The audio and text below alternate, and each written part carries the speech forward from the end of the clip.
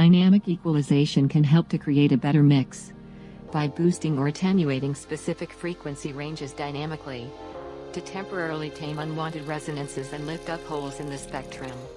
So, if set up correctly, any attenuation or boosting happens only when necessary.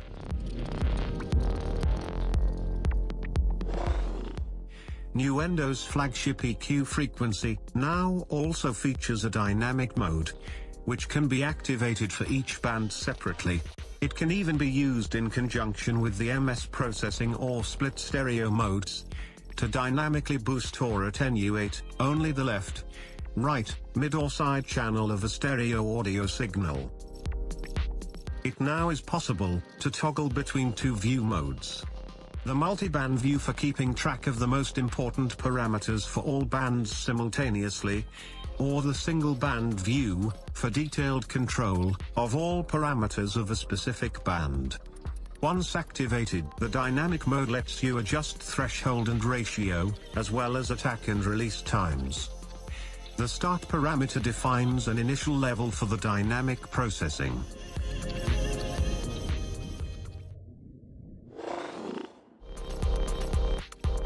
Frequency 2 rings in the new VST3 multi-sidechain architecture.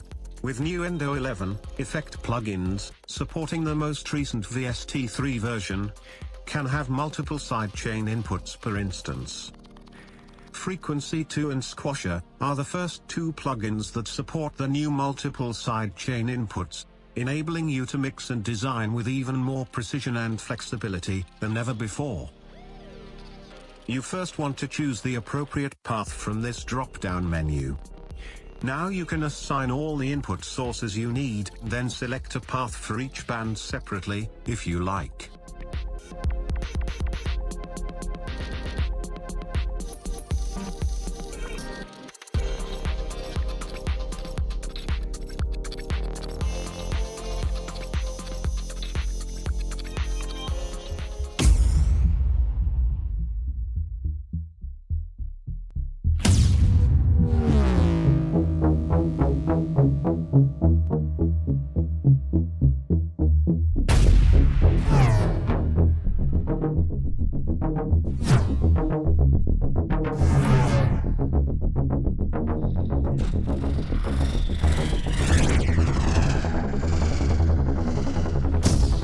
I am Mel, from Soundbits. Thank you for watching. And don't forget to subscribe to the Nuendo channel. Goodbye.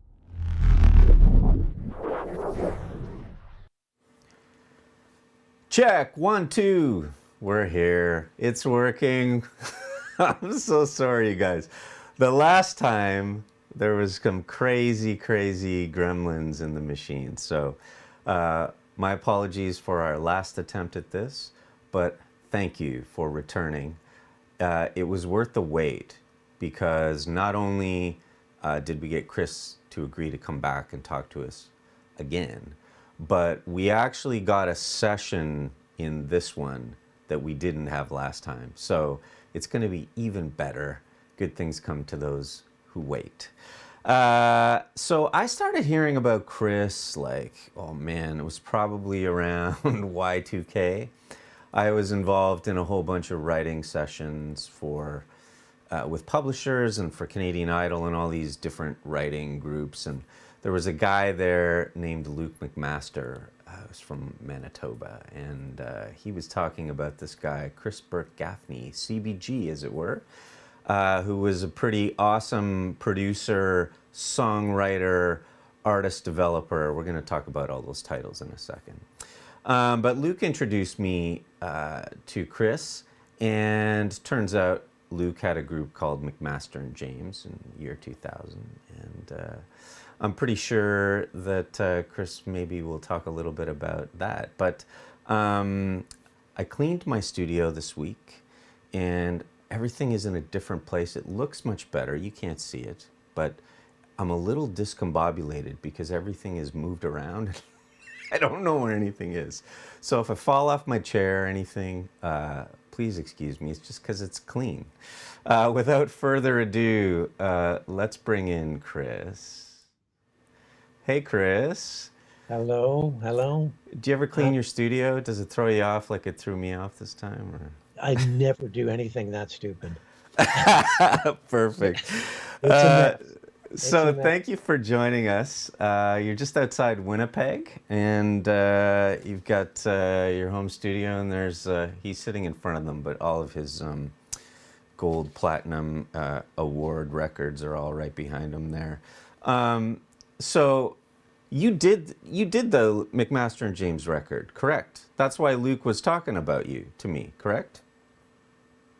Yeah, I did. There was some other producers involved. I was kind of an executive producer. I did some of the tracks hands-on, and yeah. So McMaster and James, and oddly enough, that's probably they had a song called "Thank You." I don't know if you remember that song. I do. It Yeah. was a hit on Canadian radio, I think, in 2001 or 2000, and that's probably my highest earning song of all time because it was played on the radio so much that I got sick of it myself, actually, to tell you the truth. so so like what kind of like again for those of us that haven't had that kind of airplay, like how many spins does a song like that get? Like how crazy does it get? Do you have any idea? Do you? I don't remember the numbers because that's, well, 20 years ago. So I honestly don't remember the numbers. But at one time, there is that the counting mechanism that they have, whether it's Nielsen's or whatever it is, that you actually get reports of how many spins they are. But I honestly cannot remember. Um, I just remember, getting some good SOCAN checks for that song. I would like to think of it like there were so many zeros that you just lost count. Is that a fair Well, assessment? no, no, no, it's not nothing like that, nothing like that. Um, but for me, for a guy who was, living in poverty most of his life, trying to be a rock star, it was a lot. It was a lot for me. Well, that's great. Well, that was a big record, and you've worked on, anyone that saw the little video ad that we put out last week. You've worked with some folks. You worked with Chantal Kreviazik. How did that come about? Can you talk about that? Yeah.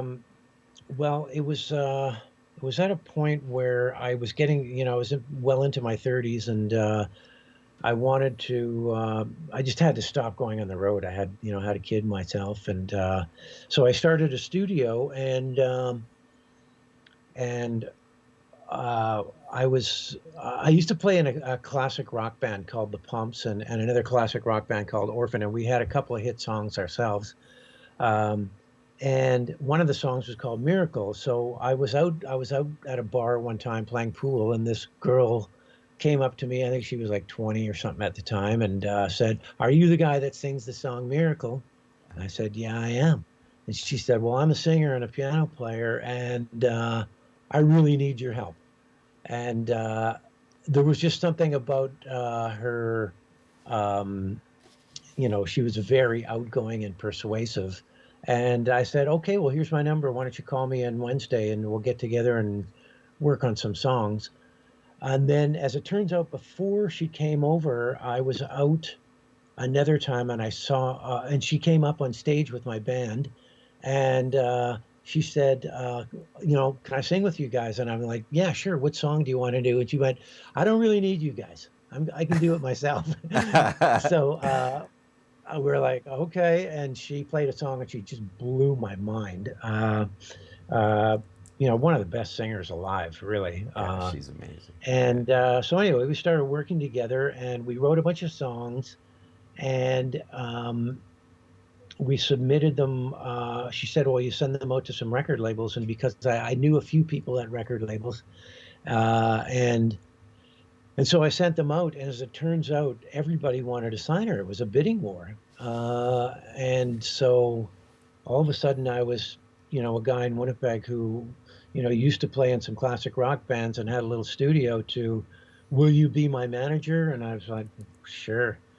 And so that was kind of meeting her was a life-changing situation because we ended up, going to Los Angeles to record her record, I got a lot of songs on the first record, and I became her manager, uh, and that opened up a lot of doors in terms of shopping other bands and getting people, uh, deals and stuff like that, and working. So that sort of became my modus operandi, was finding somebody and writing songs with them and trying to get them a record deal. And that's kind of what happened with Max Stern James, Kyle Riabko, and there's a few other people that we ended up getting deals for.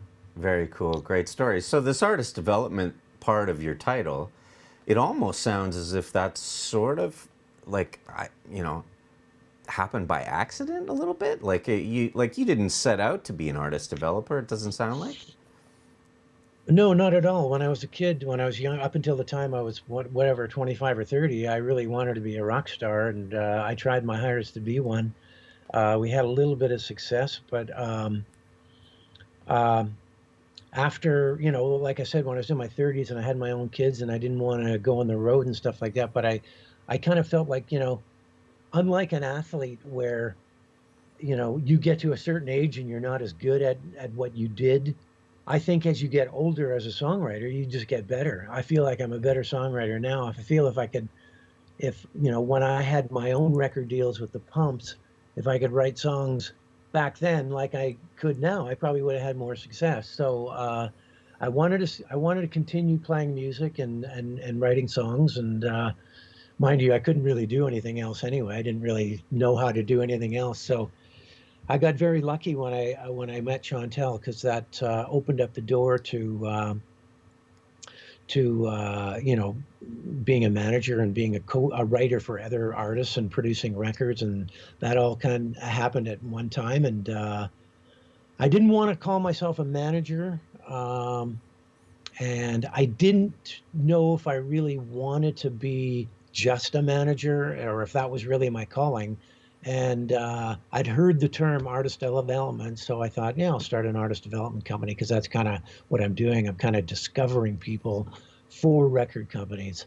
That was kind of what I thought I could do, and I got very lucky. So I found some good artists, and I had some success. So yeah, Very cool. That's how it unrolled.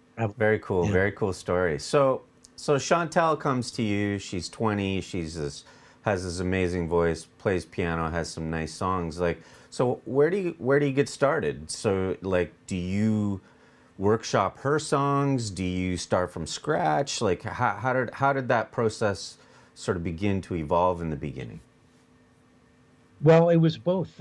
She only had one or two ideas, and she came to my house, and I had a piano, and we'd work on songs, and I'd show her my ideas on guitar and stuff like that, and so most of the stuff was co-writes. And then as she developed as a really good songwriter very quickly, and she started, getting the whole. The chorus has to be bigger than the verse. The chorus has to summarize the lyrics. The title has to be important. Being genuine, being unique. She got all that very quickly. So So I mean, she learned really quickly. She's actually ended up being one of the top songwriters in the planet herself, writing with, Kelly Clarkson and Avril Lavigne and Pink and a million other people. So she was very gifted. I didn't, it wasn't like I taught her everything she knows, even though I tell everybody I did. So your background, you talk about wanting to be a rock star, and you talk about having a rock band, and on your resume, Guns N' Roses and AC/DC are there because you did a show with them. Is that did I read that correctly? Well, we toured with my band, the Pumps. We actually got a full tour with AC/DC too. We went on tour across Canada. Yeah. What was that like? How cool was that? It was really cool, and one of they were a great band. It was the first tour with Brian Johnson, the new singer, Hell's Bells. And we had toured with a lot of the Canadian bands at that time were doing really well, like Prism and Triumph and stuff like that. And Triumph would notoriously give you, 24 inches on stage to, they'd set their equipment up and you had no space and you had three lights and stuff like that. Whereas AC/DC, they gave us the whole PA. They gave our PA, our sound guy said, yeah, do whatever you want. Gave us all the lights except their, Prototech or their flash bombs and stuff like that.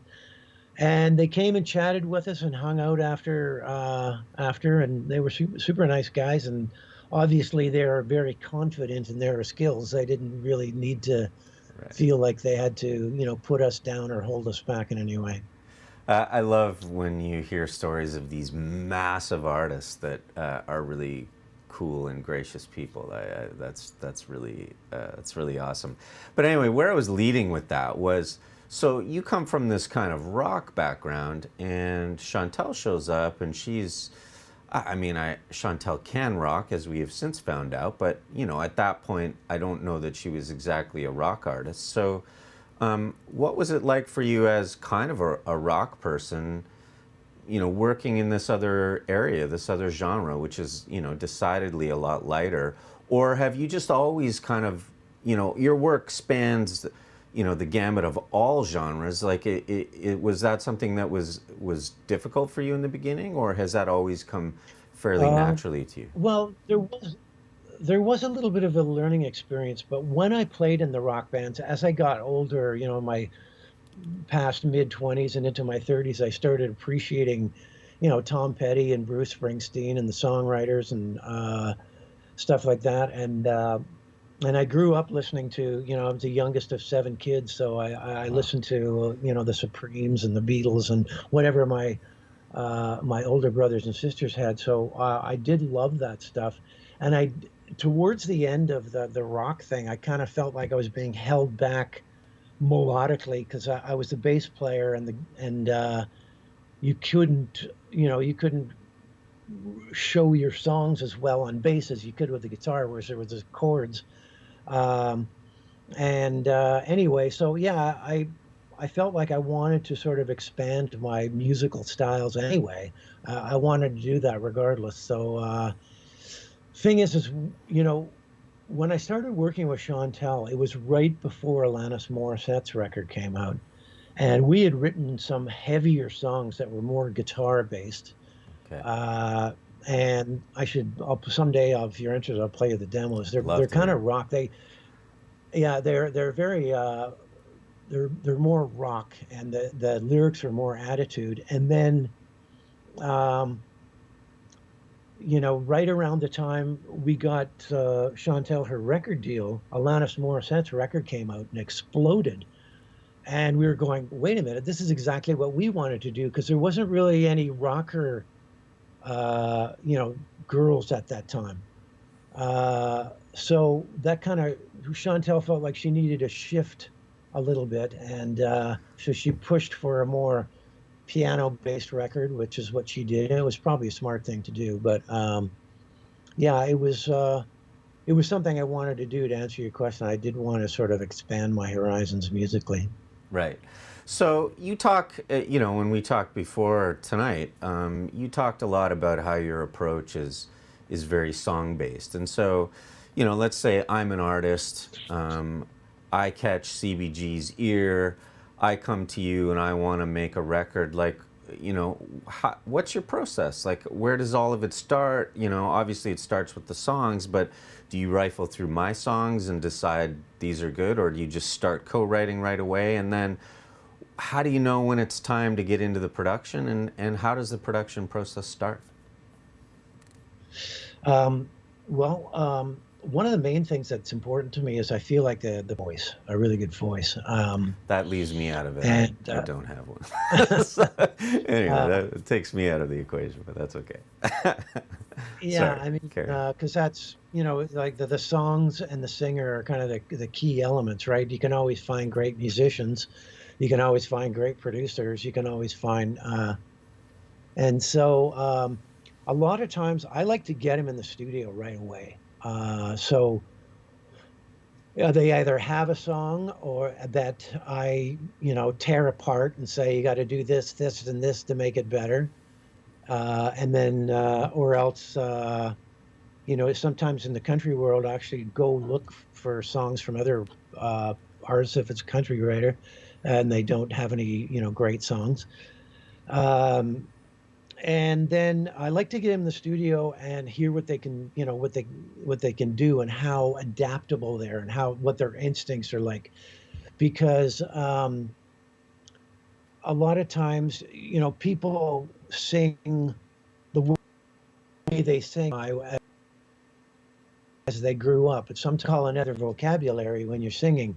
There's certain melodies or places in your throat or changing from falsetto to that that artist might not have in their repertoire. And so I feel like I can teach them that, even though a lot of times I can't do it myself. I can hear it in my head, and a lot of times I'll go I'll sing a falsetto thing to them or something like that, the melodies and stuff like that. And if they're, if they can adapt to that quickly, then it's more incentive to me to work with them, because I know that the growth and where they need to be in order, fans or labels or the industry, to like them. I know that it's going to be a shorter process because, it's a competitive. Absolutely, very competitive. So do you consider yourself a singer first, or are you more of a guitar or bass player person? Well, I never consider myself great at anything. I always wanted to consider myself a songwriter first. Okay. Um, Well, you're great at and a that. producer. So Oh, thank you, yeah. thank you. Uh, and then I wanted to be a producer. I mean, this is post 35, after I stopped wanting to be, or realized I wasn't going to be a big rock star. Um, so I wanted to be a writer and a producer. That was my goal. Uh, but the more time I spent with it, I felt like I was good. I could sing parts and learn parts and figure out songs. I can figure out songs really quickly. My ear developed so that I can hear a melody and I know exactly what it is without having to figure it out. I kind of know what the notes are, so I can sing stuff to people. But that's, something that comes with practice. But yeah, really a songwriter first and producer second. So how do you know if a song is good enough to be on a record? And part two to that is, are you kind of when you're working with an artist, do you sort of see the whole album first, or are you just focused on singles? Mostly on songs first, and then as we get a song or two that we go, okay, these are good enough. This can compete, and maybe they're both ballads. Then we'll have to go, oh, okay, we need an up-tempo song. I always try to get the artist to define who they are, and have what I call their signature song. Their song that, oh yeah, that's that guy who does that song, Right. and that song not only showcases what they do best as a singer, but it also says something about, it's reflective of their brand and who they are, whether they're a metal person or a down home country or an introspective. That song has to speak that way. So I always like to try to find that, a song or two like that. Um, I'm going to be honest with you. I'm not. I used to think that I was good at picking hits and knowing what hits are, but I realize now that I'm not really that good at that. Is anyone good at that Uh, though? I'm not sure I don't anyone's think good. they are. I mean, Yeah, I've heard a lot of record companies, A&R guys that go, "That's not a hit," or "That's not a hit." I yeah, hear that. I've heard "That's not a hit" so many times, yeah. uh, and I mean, there's many examples when I worked with Mackenzie Porter, who is she's a country singer here, has had a lot of success, and actually had a lot of success on pop radio too. And I remember when we were releasing one of her singles, and her record company was going, This should be the next single. And I was thinking, that song is terrible. Like, if I was sitting around working on that song, I would have thrown it out. I wouldn't even have finished it. Wow. And it turned out to be her biggest hit. So I, you just never know. Yeah. With we talked about "Thank You" for McMaster and James.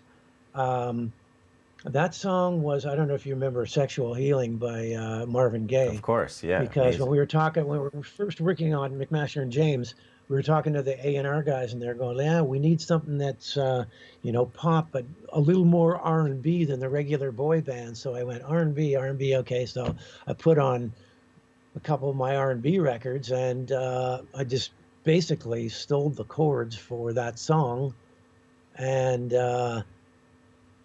said, "Oh yeah, thank you." I never thought that would be a hit song. I never thought Right. it was the best song McMaster and James had. It wasn't, certainly I never felt it was one of the best songs I ever wrote, but it was one of those successful. works. So It yeah, works. you Yeah. never know. That's very cool. Well, one other thing that's interesting that you said is that you see the artist's signature sound as a song thing, and I think for a lot of people, they hear that as like a sound thing or an arrangement thing or an instrumental kind of hook thing that like you think of a classic band like U2, and it's Bono's voice obviously, but the Edge's guitar effects and things sort of define that. But I love that you see it as a thing that's embedded in the songwriting. That's certainly a cool thing to strive for. So let's say we've written the signature song. How do we start this production? What goes down first? Well, some artists don't like this, and this is probably not what most producers do, but I like to do. I usually get a loop out of Cubase, or Stylus or something like that. I get a loop. I'll just pull up Halligan basic piano, get the chords. So I have the chordal part, and I have the a basic rhythm, and that's it. And then I like to get the singer in, and then perfect the vocals, work on the vocals, get all the harmonies done. There's no production done at all. And then once you've got all that kind of stuff, then you know where the holes are, and you know what kind of beats that isn't going to fight the vocal rhythm, and you know what kind of beat, that's what I like to do. That's completely opposite of the way it was done when I was younger. You'd go in, you do the drums and the bass, then you'd overtrack the guitars, then you'd overtrack the keyboards. But that's what I like to do, and I feel like that also, like, I feel like I'm writing songs right until that song is mastered, because you can change a lyric at any time. You can go, that chorus should have been 1.5 times as long. And that's the beauty about these DAW systems, is you just cut that piece, paste it over, and maybe get the vocalist back in, and then you build the track around it. That's my thing. So just so we're clear, so you're cutting final vocals, like the vocals that are the ones in the final version of the track. You're cutting those to just like chords and a basic rhythm thing. Did I heard that correct? Like you don't go back and that's recut. what I like to do. Okay. Yeah, that's what I like to do. I'm not saying we don't go back and fix things. Okay. But that's what I like to do. If artists will let me. Some artists don't let me do that. They want more of a track first. Okay. But that's what I personally like to do.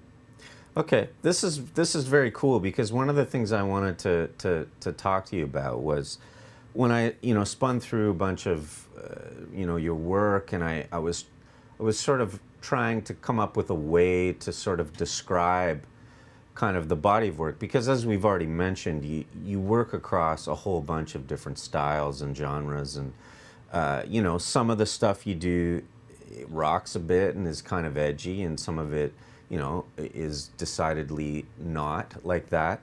But there's a real beauty to everything that you do. The way I described it was was that the blending of the instruments is really spectacular, and everything, all the parts, all kind of weave into one sound. So what I wanted to talk about was, what is your strategy? And, even the track that we're going to get to in a sec, I think it's similar in that as well. I was going to ask you what's your strategy for how everything just so seamlessly weaves into one another. And there's never a part in any of your work that ever gets in the way of the vocal. And it sounds like, if I'm hearing you correctly, that's because you get a great vocal in right away. Is that fair? Is that a fair assessment of what's happening? Yeah, that's my strategy. Yeah, that's what I try to do. I mean, a friend of mine in Nashville who I really respect told me one time, he said, the most important things are the drums and the vocals. They're the hardest things to get good, and they're the most important things. Once you got those, especially in today's pop, like in today's production, contemporary production, those are the two things that are the hardest to get great. And but once you have them, you start realizing that once you have those two ingredients, you realize that you don't really need that much more. All you need is the fundamental stuff. And so now I used to layer tons of shit all over my productions, and now I'm actually trying to do as little as possible with it sounding good, because it seems to me all my favorite productions don't have that much in them. They just, and I think the less you have, the more the listener can connect with the singer, Yeah, I think I'm you're, not I as think that's good. fair. I'm not as good at fun music though, as I feel like I'm good at better at bittersweet music Okay, that's and interesting. darker melodies and stuff like that. Uh, I could never, I worked in Nashville a lot, and I could never write those corny songs. I love them. I Right. wished I could, but I could never write those corny songs that well, and I couldn't produce them that well either. And same with, dancey, dancey stuff. It was never, that's where I got into trouble, layering too much stuff and trying to find. Yeah, so I try to go with my strengths, which is do as little as possible, Well, I think and that's concentrate probably on the vocal. advice we could all take, as evidenced by some of the track counts that the sessions I've brought to Steinberg sessions have had. Anyway, I digress. But another signature part of all your work is the vocals sound phenomenal, so pristine and beautiful. Like, do you have a specific way that you record vocals, or like a special mic or a vocal chain, or is there a process that you use to get that amazing I, vocal sound? I came across this microphone in Nashville. I don't know if you can see this mic. Cool. It's called a Mic Tech, Okay. Miktek. And I was looking for an all-purpose mic that could do vocals and acoustic guitars and everything, because I didn't. I'm one of those guys that goes, you don't have to spend $1 million. You just got to find the right stuff. And I'd met a few producers who I really respected who felt that. So I tried this mic out. I really liked it. And that's all I've been using. I do have a few other mics, but that's really all I use, acoustic guitars and vocals. And I use an Apollo. I've been using Apollos. I discovered Apollos when this other producer told me that, hey, this was, I don't know if it was, you'd know this better than me, maybe 10 or 15 years ago, where you can use processing on the way in with the Apollo, like with the audio, with the universal audio stuff. You can have your compressor and your mic pre software on the way in. That was mind blowing to me, and at the time. And so I bought my first of 3 Apollos at that time, and that's what I've been using. I just bought a recent X6, And all I don't like to use a lot of processing on the way in, just because many times when I have used too much, I regretted it. EQing, so I never EQ anything on the way in. Just a little compression, and I usually use the Fairchild 670 Universal Audio It's an amazing compressor, plugin. just Yeah. lightly going in. I also use it a lot. That's probably the compressor I use the most. I use it a lot on all the vocals. That and the Universal Audio 1176 collection. Cool. Uh, yeah, so that's the vocal chain for me. And then after that, I use the Lexicon Universal Audio Lexicon 224. I use one of my favorite delays is actually a wave delay. It's called H delay. I can't remember what the H stands for, but I've always liked that delay. I think we've talked about Uh, that one in these sessions yeah, before. Yeah, yeah. And just so everyone in that's listening is clear, the Apollos that Chris is talking about is a Universal Audio product. And interface. for Yeah, those that have been around for a while, they make the UAD plugins and the UAD cards, and there's a bunch of different processing you can use. And so the Apollo is essentially an interface that has UAD processing power built in. So what Chris is talking about is, so just to clarify, Chris, so you plug your mic in and it goes into the Apollo mic pre, and then it's straight into the session. So you don't have like a whack of fancy outboard gear that you're using. The only processing you're doing is with the UAD plugs on the way in, correct? That's what's that's happening right. here. Yeah, I used to have a bunch of mic pre's and vintage gear and stuff like that, and I just didn't feel like I needed it anymore with this equipment. It's just so awesome and so clean and noiseless. Uh, so So yeah, you don't it, notice, you don't miss any of your outboard gear that you used to have. no, not at all, not at Amazing, all. amazing. Uh, uh, some of it I felt like I could have got more money for it if I would have hung on to it now. That vintage stuff is pretty. But no. And the thing is, at the time when I first used it, the Universal Audio equipment, because the plugins are built into that processor, it's not taxing your computer. So I didn't have to, back then, when I first started out, I didn't have this most super powerful computer. So it was good that all the plugins were being processed by, the interface.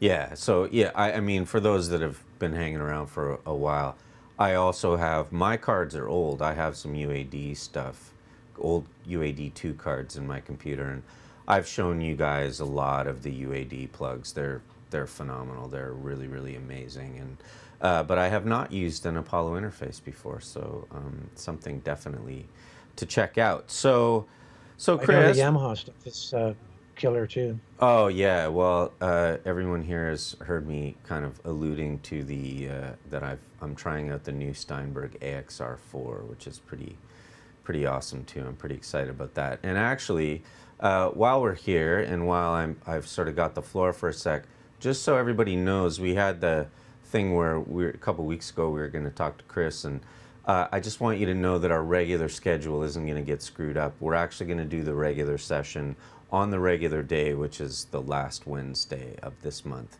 And we'll probably get into maybe a little bit of that AXR4 stuff that I'm talking about. So anyway, Chris, you can use any digital audio workstation. So why Cubase? What is there something about it that just works for Yeah, your well, workflow?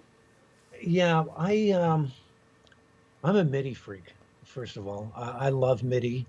Uh, Maybe it's because I'm a bit of a control freak, and the less, I don't need a drummer. I'll do the drums. Don't worry. You don't have to hire a Okay. drummer. You don't need a keyboard player. I'll take care of it. Even though I'm not a piano player in any way, uh, I just got good at programming, and I felt like Cubase was the best for MIDI uh, programming, and I got really fast on it. I had a studio where three or four other producers were there, and they used some of them used Pro Tools, and I always felt like when I was watching what they were doing and then watching what I was doing, I felt like Cubase was just much better. And then as it had adapted, I think it caught up in terms of the audio as well. I think the audio, engines and everything that you can do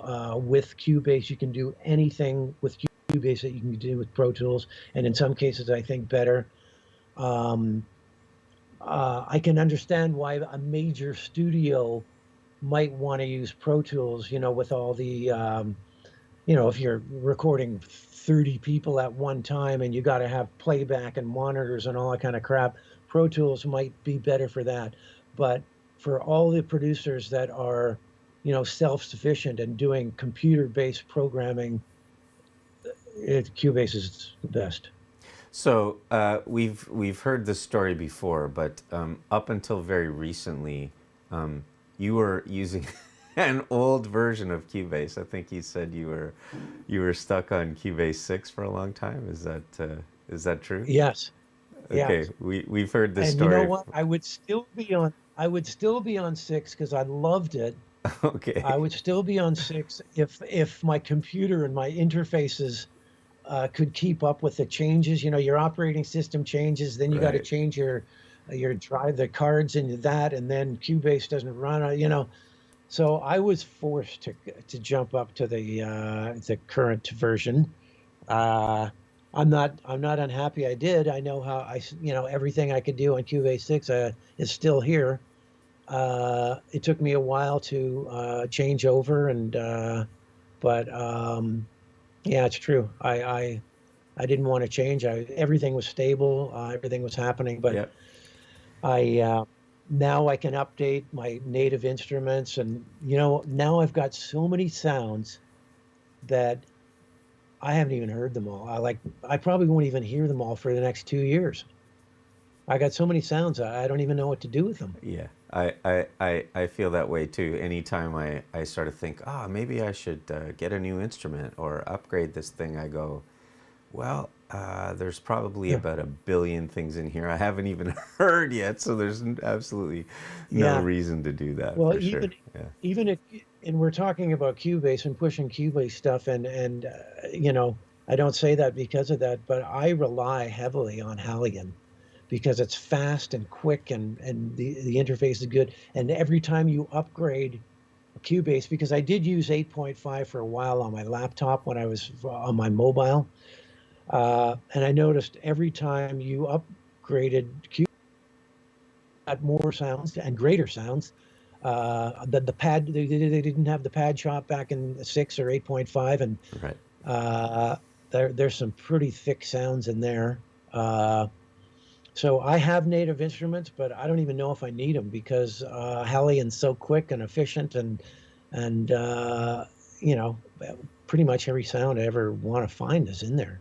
It's a pretty great instrument for sure, and for those that haven't checked it out, it's the sample playback keyboard virtual instrument in Cubase. And at this point, it actually, if I'm not mistaken, it has the entire Yamaha motif library. So basically what you're getting bundled with Cubase is a Yamaha motif, which was, a pretty icon, other than the DX7, probably the most iconic Yamaha keyboard ever released. So Yeah.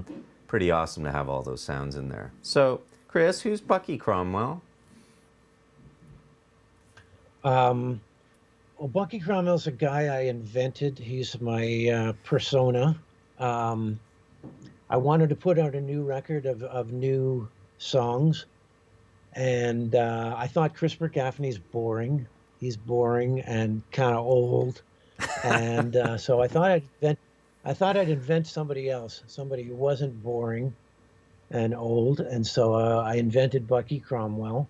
And also, I did have some concerns about, if I put a record of my own out as Chris Burke-Gaffney, a lot of, people who liked my bands back in the 80s would maybe expect that kind of classic rock stuff, and I didn't really want to make a classic rock record. So I decided to, and you know what? The other thing is I was inspired. I'm really a political junkie, and I was watching this, everything, all the crap that's happening in the United States, and all the propaganda that's coming out of social media and in the world, and how it's changing the world. And so I wanted to write that motivated me, inspired me. So I wanted to have this guy that was fighting against propaganda. He was kind of like me, you know, who's the mouse that did "Here I Come to Save the Day"? What mouse? Mighty Mouse. This Mighty guy Mouse. that came Okay. that comes out and saves the world. You know, but all tongue in cheek, like a parody. You know, to have fun with it. So I invented Bucky Cromwell, and the reason it's Bucky Cromwell is because I wanted to find a name that was easy to search, that I could own the URL, and that if somebody put Bucky Cromwell into YouTube or Facebook, it would come up. Because when I searched it, I could only find one other Bucky Cromwell, and I think he's a plumber in Wisconsin. So, Perfect. uh, So so Bucky's not your like childhood nickname or something like that. This is not a no, thing. Okay. Very cool. no. So we're lucky. Chris sent to me a session for one Bucky tune. Do you want to set this one up, Chris? What can you tell us about this tune and this session that we'll have a listen to? Okay, well, this is the title track. The record is because when I was talking about the propaganda and everything like that, I just watched how many lies were going around. So I called the Bucky record Lies. And this is the title track. It's called Lies. I wrote it with a guy in Nashville named Jimmy Thau. And we wrote it for another artist who, well, we had a session with another artist that we were going to write for, this young guy who was a pop singer. And the guy never showed up. Yeah. And so Jimmy and I just wrote this song anyway. And I liked the song. I thought it had good melody, and I thought, wow, Lies, this is perfect for my concept of telling a whole bunch of lies. And so that's the setup. It's called Lies. Cool. Let's have a listen to it. We'll see you in a couple minutes.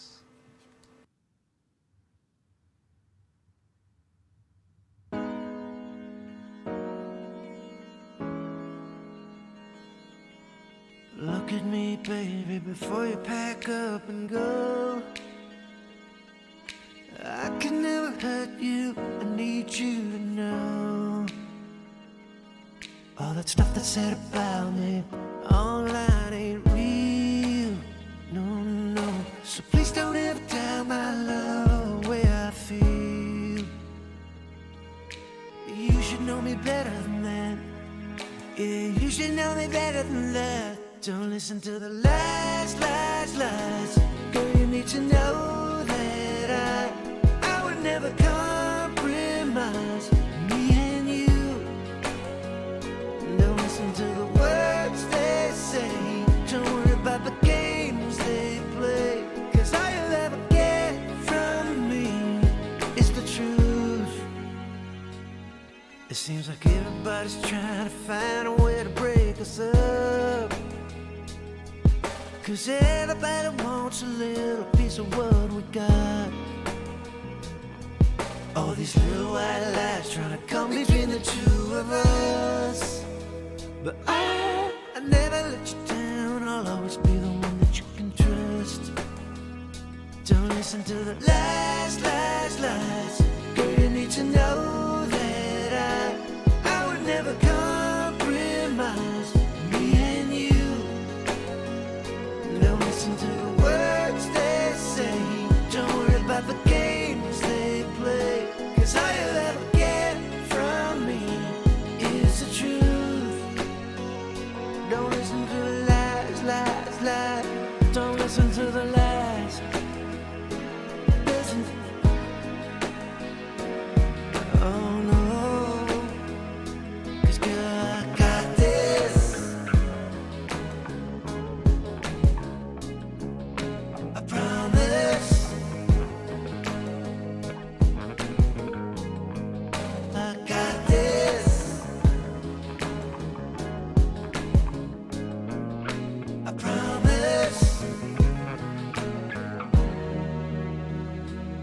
listen to the lies. No, no, no. 'Cause I would never compromise me and you. Don't listen to the words they say. Don't worry about the games they play. 'Cause all you'll ever get from me is the truth. Don't listen to the lies, lies, lies. Don't listen to the lies. Don't listen to the lies, lies, lies. Oh no. Don't listen to the lies, lies, lies. Don't listen to the lies. Oh, girl, we got this.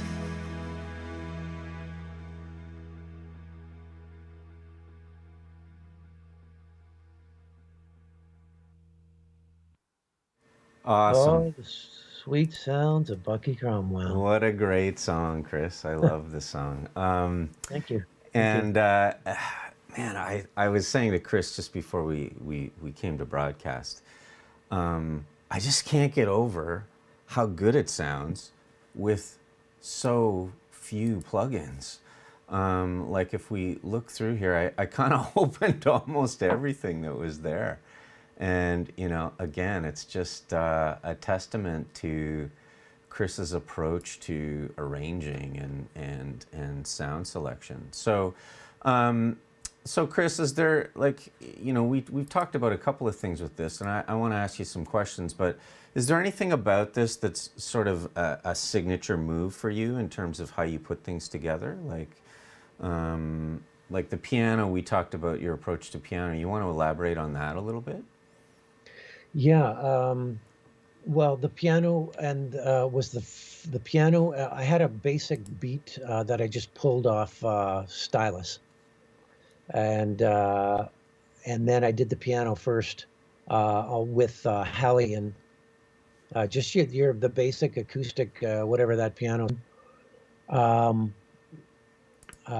It's this yeah, one you can see here. the way I named it. It's Yeah, called Acoustic Grand Piano in Hallian. yeah. So let's just And have a listen to that sound here quickly here. Okay, so that's the sound coming from Hallian. yeah, so that's what I sang to with that and the stylus loop, and that's what I sang to. And then one of the things I discovered was mixing, like taking the exact same MIDI track and then putting ivory, which is another piano sound many people have and many people use. It's got a brighter, it's a large sample rate, and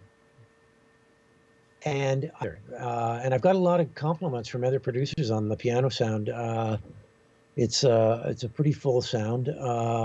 So that's one of the things that I do. Almost all the songs that I use piano with, if piano's a main instrument, it's always ivory and the acoustic grand piano mixed together. So let's have a listen. Let's have a listen to the stylus loop and just the Hallian piano, because you said that's what you sang to. Yeah. And then Yeah. ivory is this track right here, and then I'll add that, and you guys can all hear, you know, what the blending of the pianos is doing. So here we are, just going into the first chorus, and this is the stylus loop with the kick drum and just the Hallian piano.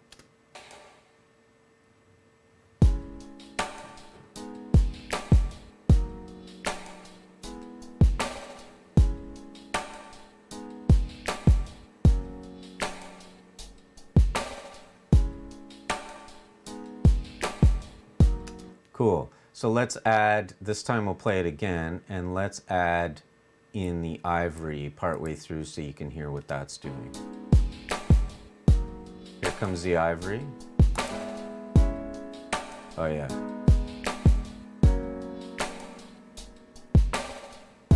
So we'll take it out. Oh wow, what a difference.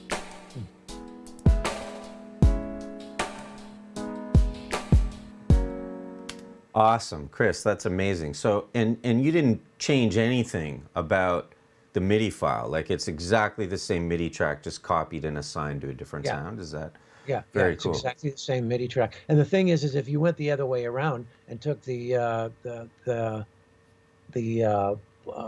Hallian piano out, it wouldn't be as good either with just the ivory. The Hallian brings some sort of it's kind of like a muted bottomy middle thing that, and it also does something to the stereo mix that I don't understand and I don't care to understand. I just Right. know that when they're together, some great stereo thing happens.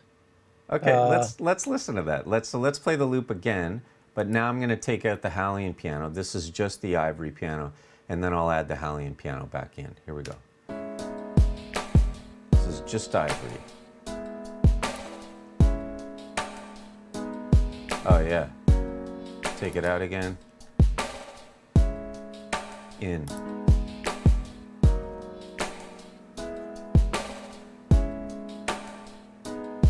Yeah, I don't know how many of you guys are listening on headphones, but it's way wider. Like it gets way wide when you add it, for sure. Yeah. Yeah. Very cool.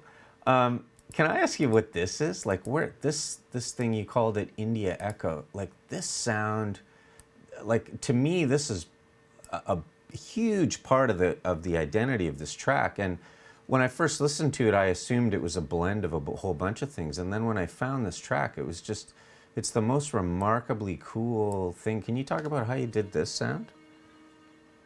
Yes. It is, it's actually a sound in Hallian called India Echo. Like if you look through the Hallian, if you search it in how, I turned it into audio because I needed to manipulate it a bit more. I can't remember what I did. Maybe the sustain wasn't enough and I had to build the sustain, or the oscillation was going too much or something. So I had to screw around with it. But the original sound is called India Echo and it's in Hallian of Cubase. And I was looking for something, we were talking about just getting the fundamentals sounding great and you don't need anything else. Once I had my drums and piano together, I felt like there needs to be some atmosphere that is creating tension. And, I should point out that I don't go, oh, this is what it needs and here it is. Sometimes the trial and error is 5, 6, 7, 8, a dozen times before I find the sound I hear in my head. Right. And then you have to tweak it a little bit. But or sometimes you're previewing sounds and you put the sound in and you go, oh, it wasn't what I was looking for, but I'm digging that, So anyway, that's right in Hallian. Cool. Let's have a listen to the loop with the India Echo with the pianos and the kick here. And just, I really want you guys to hear this. This sound is, to my ears, is really important to the vibe of this track. So.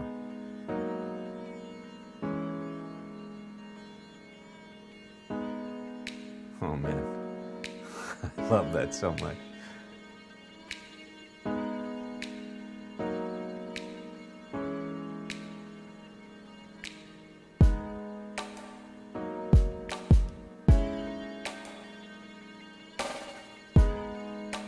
Okay, and just before we talk too much further, I just want to illustrate what I was talking about earlier, sort of about that, how everything sort of weaves and sounds like one. And I soloed everything without the vocal, and I think it's here, including your guitars and everything. There's a couple Gretsch tracks and a Telly track, so I'm just going to solo all that stuff. This is without the vocals, and I think everybody should just hear it instrumentally and just hear how Chris weaves all this stuff together. And I don't know if you'll have anything to say about this, Chris, but I think you should push up the guitars a little bit. I noticed when they were played back, they were a little underneath. Okay. Sure, we can do that. Full disclosure, Chris did this session with Native Instruments guitar rig, and I don't have that plugin, so we just popped in the Line 6 Helix Native, which is, Yamaha Line 6. Yamaha owns Line 6. It's our version of Guitar Rig, and so this isn't exactly the tones that that Chris used. Yeah, no, the tones are fine. It just might have been a little quieter or something. Okay, I'm gonna play, and let's. I'll pull up these guitars.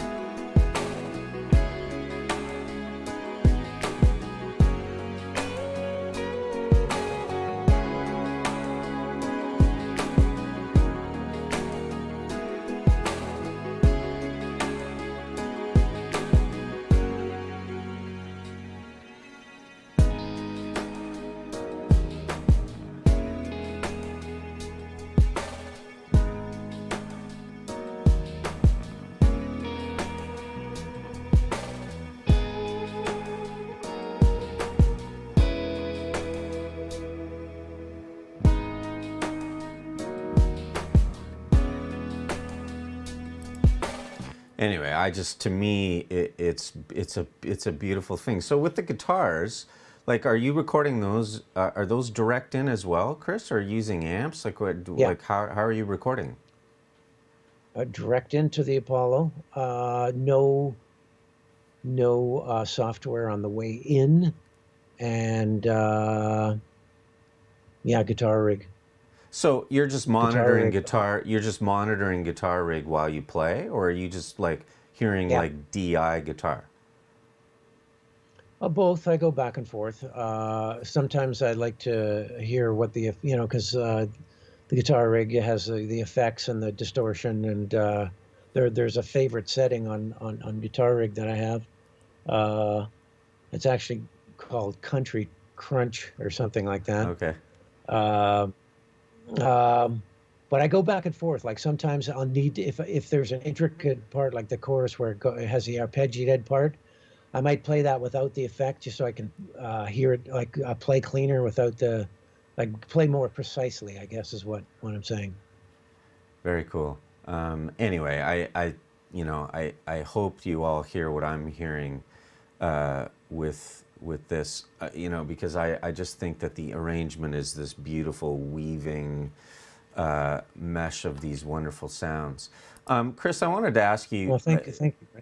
Yeah, it's my ears, our ears' pleasure. Anyway, I wanted to ask you. There was some curious, they're curious to me anyway. Sort of arrangement choices, which I actually, when I first listened to the song, I was super frustrated by. But as I listened more and more, I became so completely enamored with them. You have this little pre-chorus here, going into the first chorus. So I'll take it at the end of the first verse, and this little bit. The way I feel, you should know me better than that. Yeah, you should know me better than that. Don't listen to the last. So the first time I heard that was like one of my favorite hooks of the entire song, and it never comes back. Anyway, it was super frustrating. Yeah. And then the same thing kind of happens here. Like this is the section. I guess it's a bridge, but it sort of sounds like it comes from the chorus. This part. Don't listen to the lies. Don't listen to the lies. Listen. Oh no. 'Cause girl, I got this. I promise.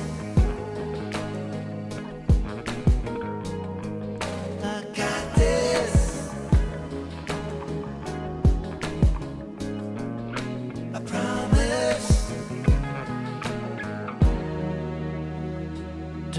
to the light. And we'll come back to this chorus, which I also think is super interesting. But is this something that's characteristic, or you try to build into your writing, where you have these super hooky bits, and they only happen once and they never come back? Is that a typical move for you, or is that?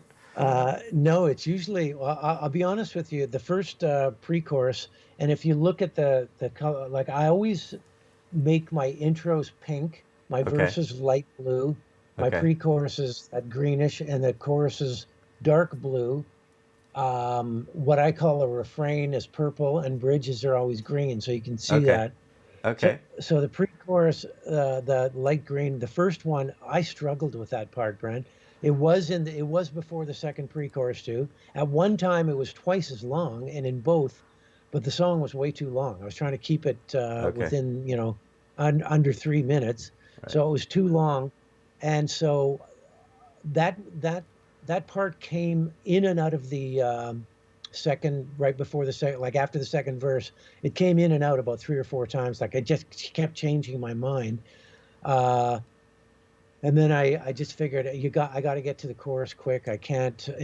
I just felt like it was losing momentum a little bit if I put it there.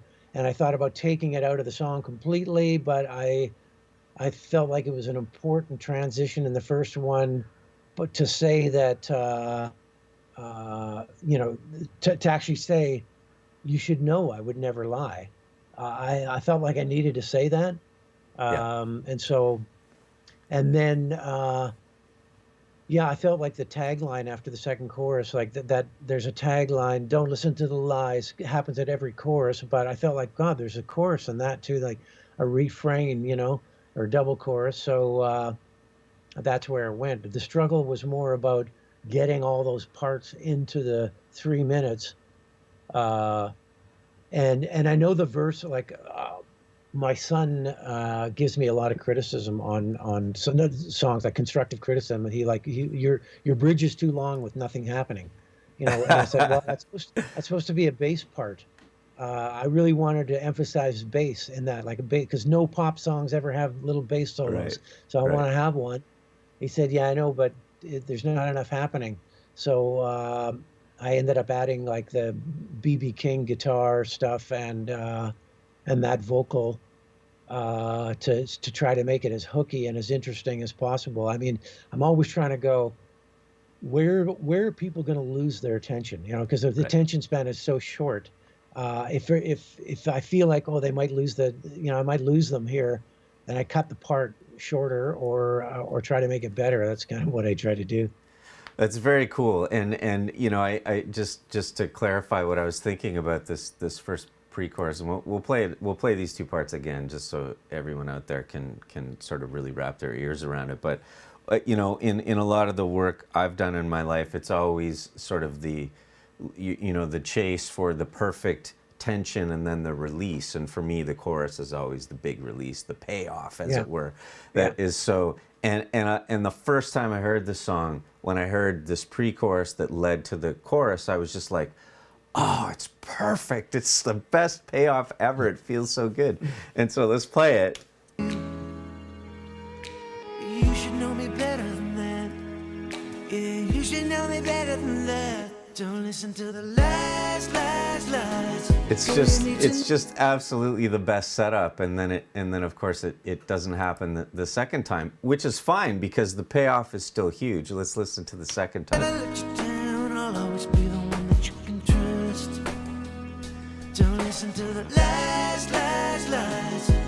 It just creeps up on you a little bit more, and it's not quite as much of a setup, and it totally works, and it's amazing. But it was one of those little earworm things for me that actually made me keep listening to the song, because this is maybe sounds weird, but I kind of needed to go look. I was like, where did it go? It left it. It's got to be there somewhere else. Of course it wasn't, which was brilliant. The other thing which was super special for me was going into the last chorus here. And it's a chorus, but it's, we're used to the coming out of the bridge, the breakdown chorus where we hear a part of it and it's softer or whatever. Or we're used to the big, like, wow, final chorus, let's make it crazy big.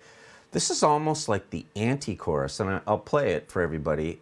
The chorus begins, but it sort of doesn't begin, and we're not really sure if this is a chorus or some sort of transition, and then all of a sudden we're into the chorus again. So let me play it, and then maybe, Chris, you can talk about what you were thinking. This is a bridge. Here we go. Don't listen to the lies. No, no, no. 'Cause I would never compromise me and you. And we're back in. It's so great because it's like this little bit that just kind of falls off and sort of disappears, and I'm waiting for, again, the big, and then it just kind of, the chorus kind of happens. This is one more time. Don't listen to the lies. No, no, no. 'Cause I would never compromise me and you.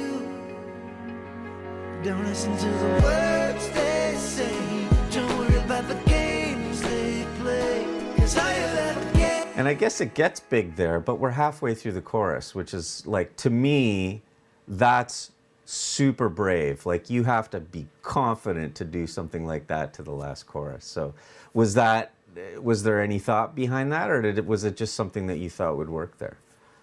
Yeah, the things are all instinctual. I felt like the chorus in this song is pretty long.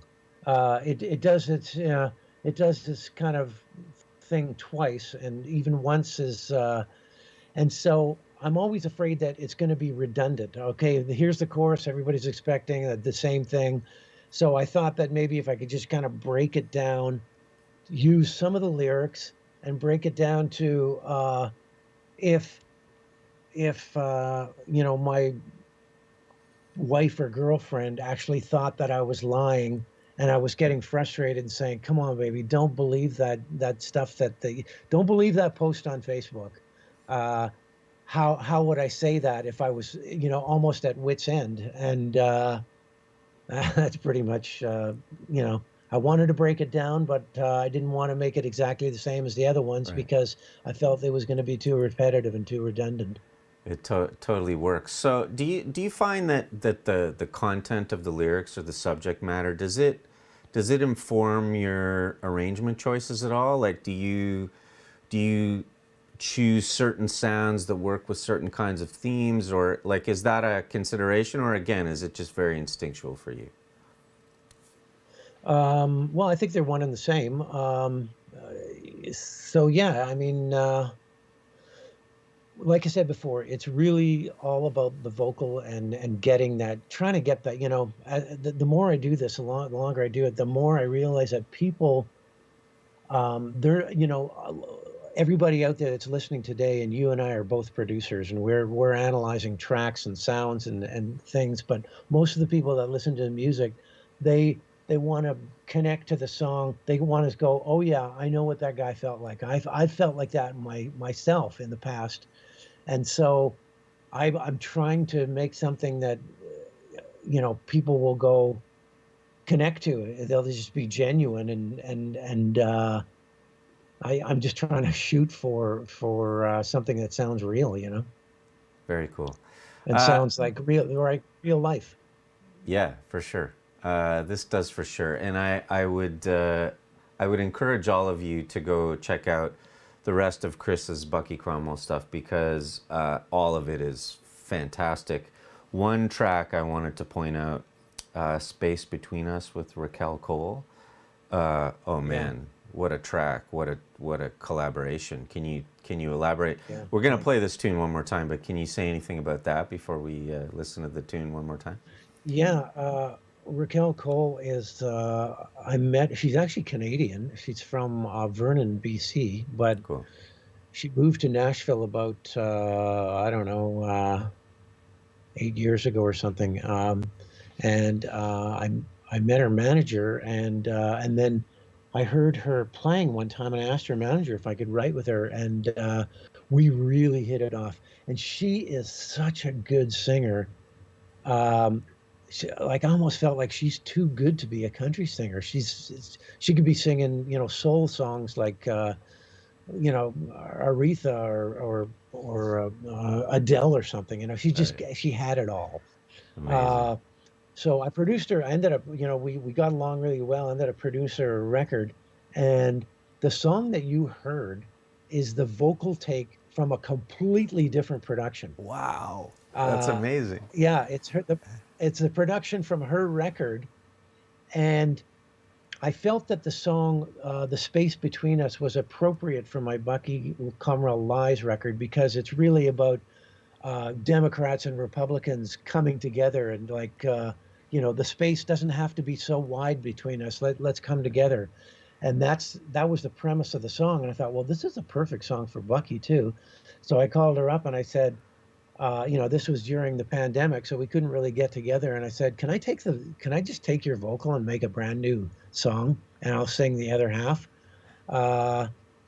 So if anybody, if you like that song, you should go check out Raquel Cole's version of it too, and you'll hear, I'm not singing on it, but you'll hear a completely different version. That's amazing. That song. What a great story, man. Yeah, with the same That's vocal, fantastic. yeah. Wow, what a good. So has that ever happened before? Do those kind of things happen often for you, or was that the first time anything like that's ever happened? That's the first time I can think of that happening. That's the first time I can think of happening. Just recently, I think I told you the story that with Chantal, when I first met her, she said, "Are you the guy that sings Miracle?" So she was visiting last Christmas, she was visiting her family. She lives in Los Angeles, but she was visiting her family in Winnipeg. So she came by, and she came down to the studio, and she started fooling around singing Miracle, my old classic song from 1980. Okay. And so we ended up recording a duet of it with Chantal and I singing. It's just piano, and she played piano and strings, and she sang she sang like one take, and I took it after and sang my 30 takes to try and make it sound good. And That's cool. so we put that song out. So we put that song out, Miracle. So that's about the closest thing to doing another song twice. Very cool. Great stories, man. Yeah. Let's I want to tell everybody too that I'm releasing a Valentine song tomorrow. Bucky Cuomo is releasing a Valentine song tomorrow. It'll be out on Spotify. So, and I wrote it because some of my kids I haven't been able to see since the pandemic. I haven't been able to see my granddaughter and stuff, and so I wrote this Valentine song for people who can't see the people they love. So if you have somebody like that, you can share my Bucky Cromwell's Valentine song. It's coming out tomorrow. Amazing. I'm sure there's an awful lot of folks in that position right now. So very cool. Maybe we can post a link to that somewhere. Maybe we'll post it on the Yamaha Canada Solutions site, so you guys can check that out. Yeah, we'll put it up there. Let's have a listen to this track one more time, since we've broken it down a little bit, and then we'll come back. And I know there's a couple questions, so fill up the chat if you have questions and you'd like to ask Chris. But here is Lies one more time from the beginning.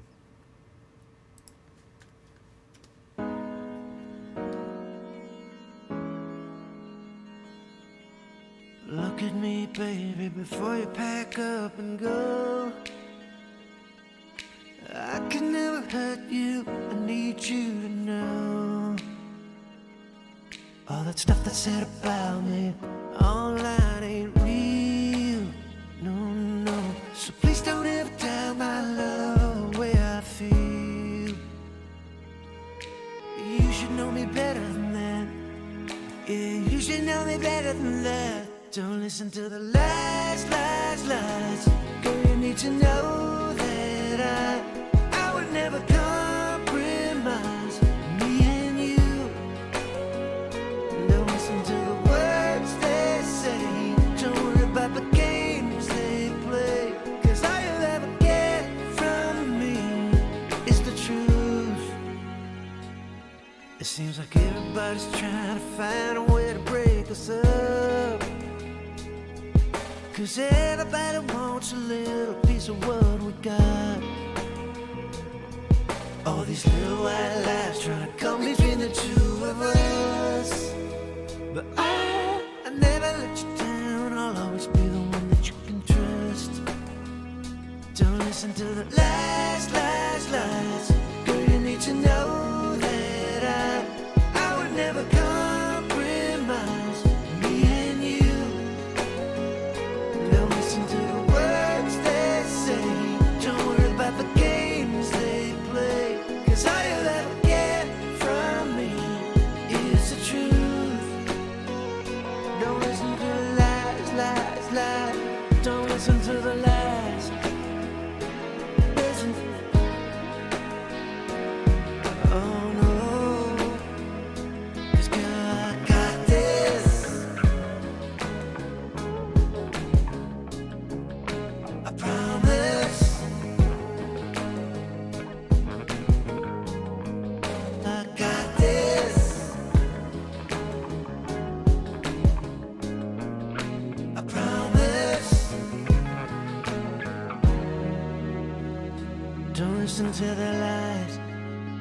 No, no, no. 'Cause I would never compromise me and you. Don't listen to the words they say. Don't worry about the games they play. 'Cause all you'll ever get from me is the truth. Don't listen to the lies, lies, lies. Don't listen to the lies. Don't listen to the lies, lies, lies. Oh no. Don't listen to the lies, lies, lies. Don't listen to the lies. Oh, oh, girl, we got this.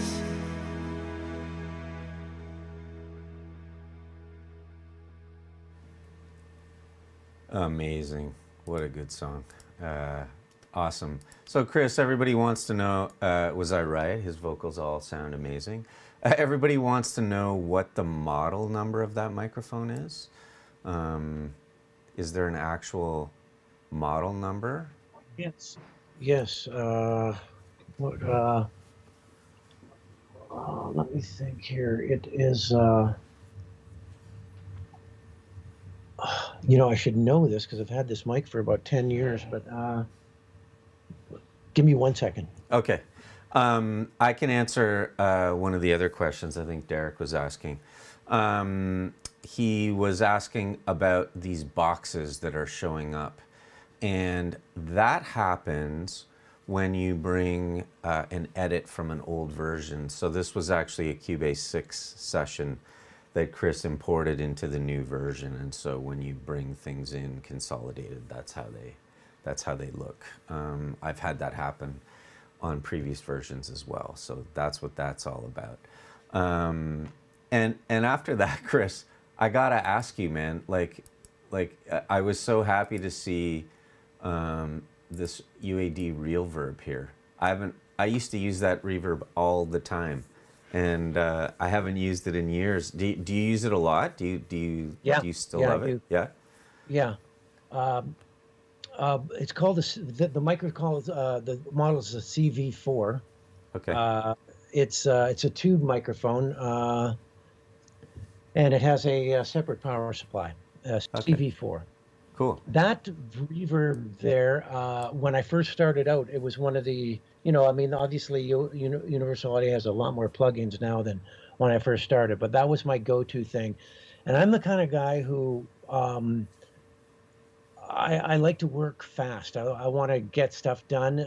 If I can't figure something out, I don't have a lot of patience. So I remember once I had Melodyne, and it took me more than 10 minutes to figure it out. So I just dropped it. I still don't know how to work it. Right. And I rely on Autotune. But anyway, that, the presets are a quick way to get a vocal sound, and then you can tweak the preset once you have it. Yeah, I've always liked that sound, and I don't like to use the same. Like I wouldn't want to use the Lexicon is probably the greatest reverb Yeah, it's pretty that I'm ever aware of. But the 224, but I wouldn't want to use it on everything because it does have a tonal sound to itself, which is beautiful. But sometimes you want something different. So on the background vocals, I would use the old Real Verb Pro. Yeah, I use it a lot. Yeah. That's very cool. For those that aren't old, like some of us, like me, the Lexicon 224 was a hardware piece from in traditional studio environments, and Universal Audio has done a masterful job of emulating it here. It sounds, to my ears, it sounds like the originals. There's a 480 in here as well. Or better, or without the noise. Without the noise, yeah, for sure. and the studio can afford to use more than one. That's the other thing. Yeah. These things were so expensive in their day that you were lucky if you had one on the whole mix. So now if you've got enough processing power, you can use more than one. So, and we saw I pulled up the Fairchilds, which are pretty awesome. Do you find yourself reaching for this a lot too? The 88 RS, the Neve? Yeah, that is the go-to, and many producers I've talked to love that. You know, sometimes they make, you know, they've made a lot of Neve products, Universal Audio, but I don't see many people abandoning this one, and maybe because it has the compressor built in too, and the compressor's good. So a lot of the Neve preamps now, while the newer stuff like the 1073 and 1081, they don't have compressors. So this way you get both. Yeah, I rely on that, and some other producers I talked to said they rely on it heavily too. For those that don't know, again, the Neve 88 RS is again modeled after a real console. I was fortunate enough to work on it once in my time, and again, they've done a masterful job of emulating it. The plug-in sounds exactly like the console, which is a magical experience in and of itself. But very, very cool. Well, let's see if there's any other questions. Looks like we've got how many, Jimmy D wants to know how many tracks are being used. What are your typical track counts like, Chris? I don't know. I honestly don't count. Like I said before, I try to keep them lower. And also, because I'm a MIDI nut, I usually have a lot of MIDI tracks. So usually for a project like Bucky Cromwell, for example, I will have the lead vocal. I usually double the backing vocal. I prefer to have my harmonies underneath as opposed to top. I don't know why that is. There's top is not always, of course, but I always try the bottom harmony first and double it and Right. pan those 245 so that you've got the lead vocal in the middle and the two doubles, lower ones at 45. And that's usually where I use the older Universal Audio reverb. Cool. And then I'm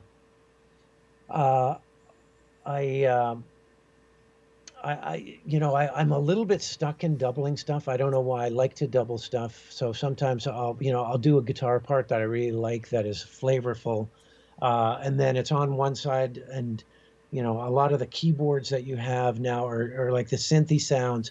They're so stereo that you don't want to put them on one side. Like the Pad Shop and all the Halley and stuff. There's a stereo field already mixed into them, and the piano is all stereo. And so I go, shit, I got that guitar on one side. It seems lopsided to me. So then I would have to double it and put one on the other side. So whatever this track count is in this song, and I've never counted them, that's probably my average. It's 33 tracks, including you've got some group tracks, 4 group tracks, and there's 4 MIDI tracks at the top here that you turned into audio. So distinct tracks, it's probably more like 4 and 4. It's probably more like 24. Like you're kicking it old school, Chris. You could do this on 2-inch tape, man. I'm an old school guy. I'm not pretty. going back to 2-inch though. I'll tell you that. Oh no, that's not the way to work anymore. Yeah, it's pretty awesome.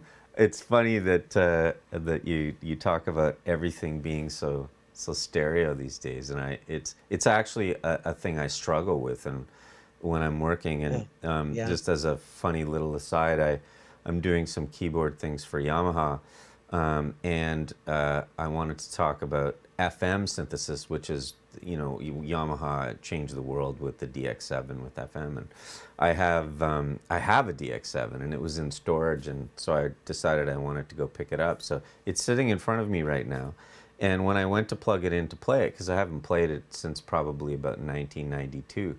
It only has one output. It's not even a stereo keyboard, and I went, Oh yeah.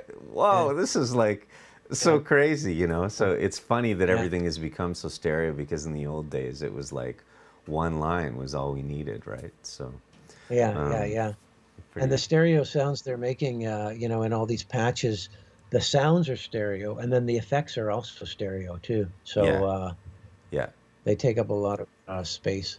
It's hard absolutely. to pan them. It's hard to pan them to one side, then you lose half of the sound. Okay, so we have another question. Do you like to start with presets for your plugins and tweak, or do you start fresh and create your own settings from scratch?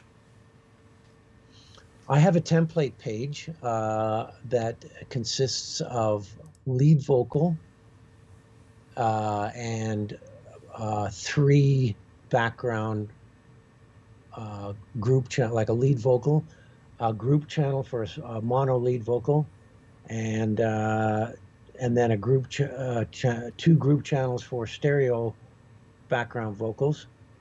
I have a track that already has guitar rig on it because I use that a lot. And so my lead vocal group channel has auto-tune and the Universal Audio 88 thing that we were talking about, and the Universal Audio Fairchild. That's always on there. I usually have the waves thing. So there's the things that I know I'm usually going to pull up and that are ready to go. There's no EQ or anything on any tracks. So as soon as I start a track, the vocal is already set up to a group. I was mentioning to Brent before that when I comp vocals, I comp them to the group chat, the mono group, and it's already got effects on it. It'll have the compressors that I talked about. It'll have auto-tune on it already, which is a lot of people go, you put auto-tune on while you're comping? And I do that because I found that it's super fast, and I have to spend a lot less time manually tuning vocals, because if I've got 3 or 4 or 6 comp tracks sent to that auto-tune channel, then I just choose the one that doesn't sound like auto-tune's doing anything, but it is doing anything. Because if you have, like, obviously a lot of contemporary and hip hop stuff, they want to sound like auto-tune, but a lot of singers that I work with, especially in country, they don't want to hear auto-tune. They don't want it to sound like auto-tune. But I have auto-tune on every vocal I ever do, just because I love the sound of it. So even if it's the retune speed is turned back, I don't think I'm answering the listener's question. I got off on a tangent there, but The tangent was brilliant, though. Thank you for the tangent. It was great. But to answer your question, I have a template set up with all those things that are all ready to go. So whenever I start a session, I have a template with all those things, so it just speeds me up. Awesome. I think that was it for questions, other than someone wants to know what software we're using for broadcasting. OBS, which is open source. It's free, so check it out. And for audio, I have a Yamaha AGO6 mixer here, which is the secret weapon of streaming broadcasting mixers. So check that out at yamaha.ca. Chris, this was an absolute stunning pleasure for me, and I'm sure everybody else out there, totally inspiring, and I can't thank you not only for the time tonight, but also for being game to try again when we had some technical problems last time. So thank you so much for taking time tonight. I learned a ton. I'm sure everybody that's listening learned a ton.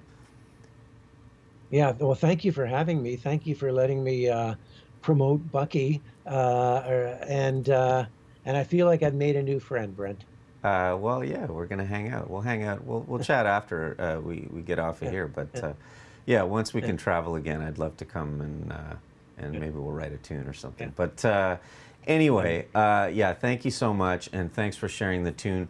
Please send me the link to your Valentine's tune so that we can post that, and we hope that we'll get to talk to you again one of these days. So.